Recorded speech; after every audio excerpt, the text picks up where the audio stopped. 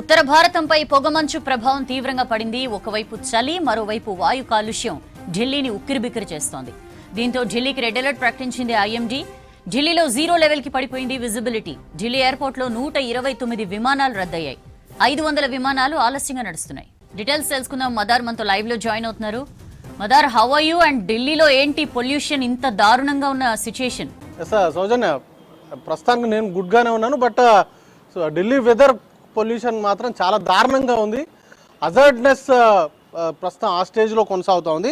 కొన్ని ఏరియాలలో అయితే 639, 670 అట్లా ఏక్యూఐ లెవెల్స్ చూపిస్తుందంటేనే అర్థం చేసుకోవచ్చు. అసలు ఢిల్లీ మ్యాప్ ఏక్యూఐలో మ్యాప్ పెడితే ప్రతి ఏరియా కూడా అసలు ఏది కూడా 300 కంటే తక్కువ ఎక్కడ కూడా ఏ ప్రాంతంలో కూడా ఎయిర్ క్వాలిటీ ఇండెక్స్ పైన నమోదైనటువంటి దాఖలాలు లేవు.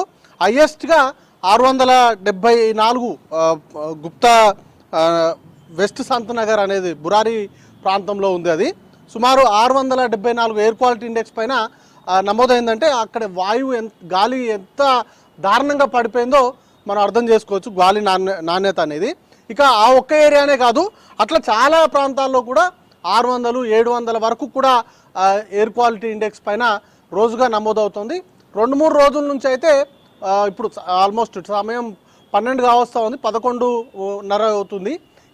ఈ టైంలో కూడా అసలు చూడొచ్చు వెనకాల బ్యాక్గ్రౌండ్లో మొత్తంగా ఫాగ్ ఉంది. విజిబిలిటీ అనేది కూడా చాలా తక్కువగా ఉంది. సుమారు 100 మీటర్ల లోపు, అంటే రోడ్ పైన వెహికల్స్ ట్రావెలింగ్ చేస్తున్న సందర్భాల్లో చాలా తక్కువగా విజిబిలిటీ ఉంది. దాంతో చాలా స్లోగా వెహికల్స్కి సంబంధించినటువంటి మూమెంట్స్ ఉన్నాయి. చాలా ప్రాంతాల్లో కూడా ట్రాఫిక్ జామ్ అవుతున్నటువంటి సినారియోస్ కనబడుతూ ఉన్నాయి. వాటితో పాటు హైవేస్లో ఎక్కువ ఇబ్బంది ఉంది. ఎందుకంటే హైవేస్లో నార్మల్గా జనసంచారం లేకపోతే జనావాసాలు ఉన్నటువంటి ప్రాంతాల్లో కొంతవరకు మెరుగ్గానే ఉంటుంది. బట్ హైవేస్కి ఎక్కిన తర్వాత మాత్రం పూర్తిగా విజిబిలిటీ అనేది కూడా చాలా తగ్గి ఉంటుంది. దాంతోపాటు శివారు ప్రాంతాలు, ఎయిర్పోర్ట్స్ అనేది కూడా శివారు ప్రాంతాల్లోనే నిర్మిస్తారు.